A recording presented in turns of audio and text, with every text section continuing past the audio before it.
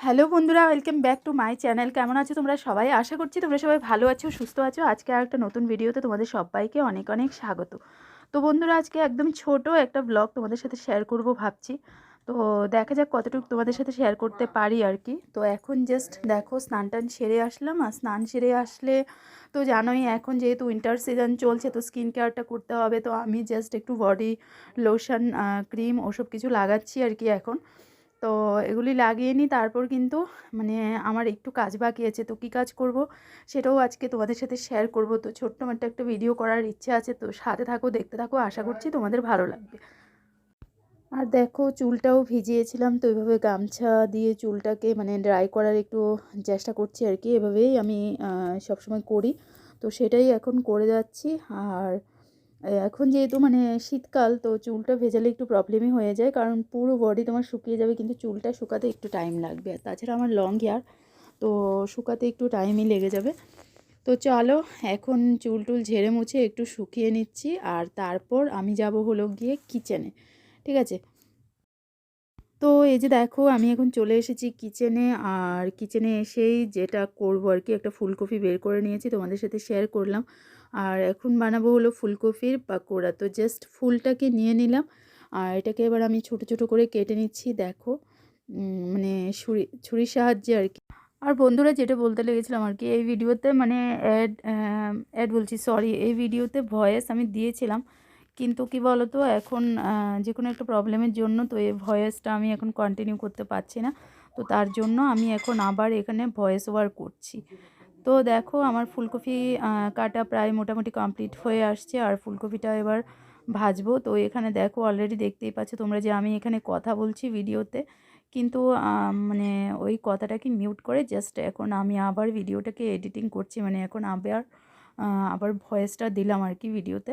তো চলো, এখানে আমার ফুলকপি কাটা ফাইনালি হয়ে গেল বকবক করতে করতে। আর দেখো ব্লাউজ খুলে পড়ে যাচ্ছে, কি ভিডিও বানাবো। আর যেহেতু কিচেনেই আছি, তো চুলটা আগে বেঁধে নিই, নয়তো প্রচুর চুল ঝরছে, তো খাবারে চুল পড়ে যাবে, তার জন্য কিচেনে আমি যখনই আসি চুল বেঁধে নিই। তো দেখো চুল বেঁধে এবার আমি আমার কাজে লেগে পড়লাম। ঠিক আছে?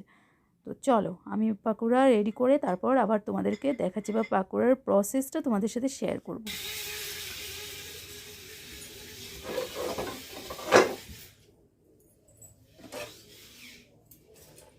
তো চলো আমি এবার সাথে বসিয়ে দিলাম কড়াই, আর গ্যাসও অন করে দিলাম। আর পাকোড়াটা কি দিয়ে করছি দেখো, একদম ইজি সিম্পল। এই হলো সেই সিক্রেট, যেটা দিয়ে আমি এখন ঝটপট পাকোড়াগুলো বানিয়ে নেব।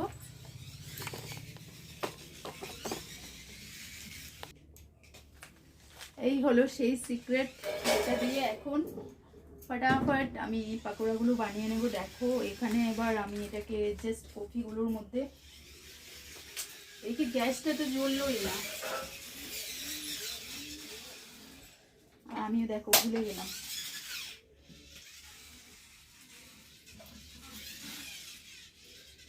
তো এই যে এখানে ফুলকপিতে এটা অ্যাড করে দিচ্ছি।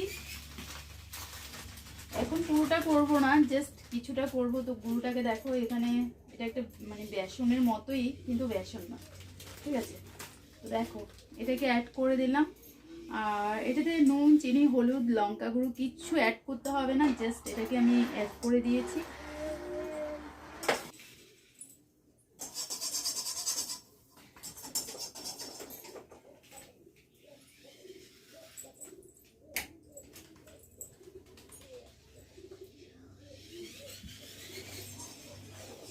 তো দেখো এখন হলো গিয়ে তেল অ্যাড করে নিচ্ছি।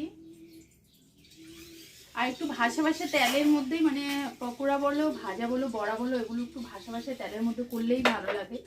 তো এখানে আমি তেল দিয়েছি, মনে হচ্ছে কম হবে তেলটা, তো তার জন্য এখানে দেখো আরও কিছুটা তেল অ্যাড করে দিচ্ছি। তেলে ভাজাটা হলে ভালো হবে, মুচমুচে হবে। আর এখানে দেখো এগুলোতে জাস্ট হালকা একটু জলের ছেড়ে দেবো। এইখানে দেখো মিশিয়ে নিচ্ছি, মনে হচ্ছে একটু কম হয়েছে, আর একটু অ্যাড করে নিচ্ছি।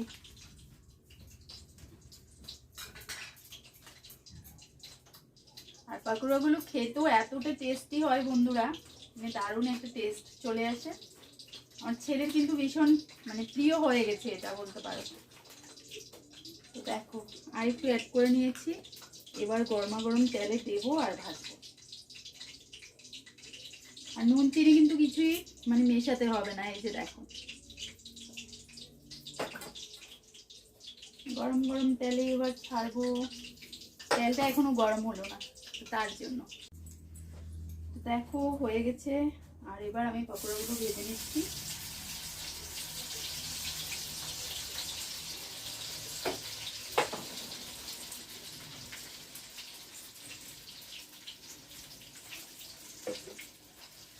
আর গরম গরম এটা ভেজেই আমরা লাঞ্চ করব।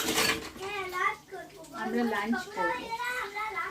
ছেড়ে দেখো, তোমাদেরকে একটু কাছ থেকে দেখাচ্ছি। দেখো পকোড়া হচ্ছে এদিকে।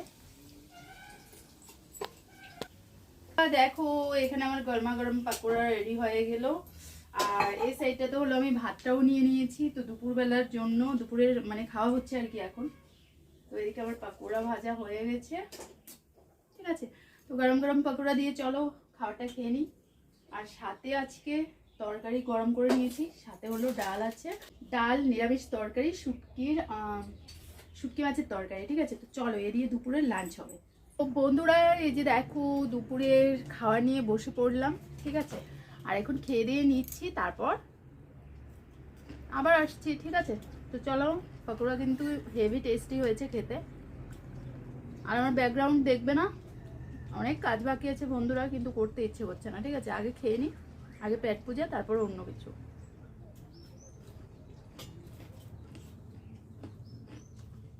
তো হ্যালো বন্ধুরা, গুড ইভিনিং। তো ইভিনিংয়ে আবার চলে আসলাম। দেখলেই দুপুরবেলা খাওয়া দাওয়ার পর হলো গিয়ে একটু মানে শুয়েছিলাম আর কি। তো তারপর আর ক্যামেরাটাকে মানে ভিডিওটাকে আর কন্টিনিউ করতে পারিনি। তো এখন জাস্ট এসে গেছি আবার তোমাদের সামনে।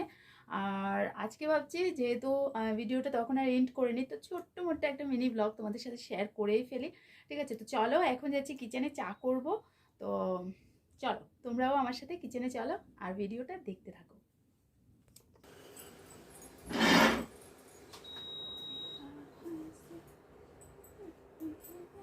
তো দেখো কিচেনে এসে সবার প্রথমে গরম জলটা করে নিচ্ছি, কারণ এই উইন্টারে এখন আমাদের মানে 3 বেলাই যাই জল খাওয়া হবে, সেটা একটু পর পর গরম করে নিতে হয়। তো আমি এখানে গরম জল করে রেখে দিলাম আর বসিয়ে দিলাম চা। তো চায়ে এখন আমি দেখো চিনি অ্যাড করে দিচ্ছি, চা পাতাটা আর একটু আগে দিয়ে দিয়েছি। আর চাটা করে তারপর আবার আসছি তোমাদের সামনে।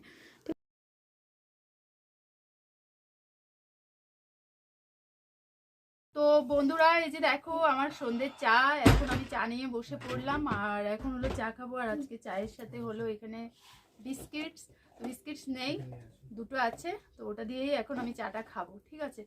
আর চলো ব্লগটাকে এখানেই এন্ড করছি। কালকে আবার আরেকটা তোমাদের জন্য নতুন ভিডিও নিয়ে চলে আসবো। ততক্ষণের জন্য টাটা বাবাই, গুড নাইট বলে দিচ্ছি। যদিও এখন গুড ইভিনিং, তো ব্লগটা যেহেতু রাত্র পর্যন্ত কন্টিনিউ করছি না, তার জন্য বলে দিচ্ছি গুড নাইট, ঠিক আছে। তো চলো টাটা, পরে কথা হচ্ছে আবার।